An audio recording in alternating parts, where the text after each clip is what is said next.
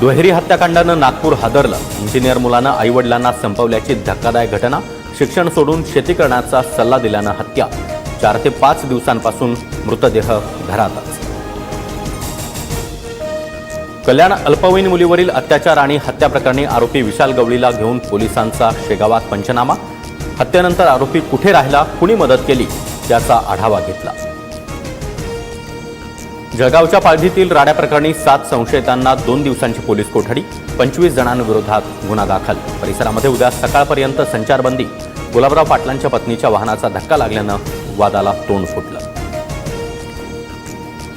अजित पवार आणि शरद पवारांनी पुन्हा एकत्र यावं. पवार कुटुंब गुण्यागोविंदांना नांदावं. अजित पवारांच्या आई आशा पवार यांचं विठुरायाकडे साकडं. मुंबईतील रस्त्यांवर नव्यानं चर खोदकामास मनाई. वायू प्रदूषण नियंत्रणात आणण्यासाठी पालिकेच्या उपाययोजना. पाणीपुरवठ्याच्या मुख्य जलवाहिनी गळतीच्या दुरुस्तीला मात्र परवानगी. 26/11 हल्ल्यातील मास्टरमाइंड अतिरेकी तहवूर राणाला भारतामध्ये आणलं जाणार. अमेरिकेकडून राणाच्या प्रत्यार्पणाला मंजुरी.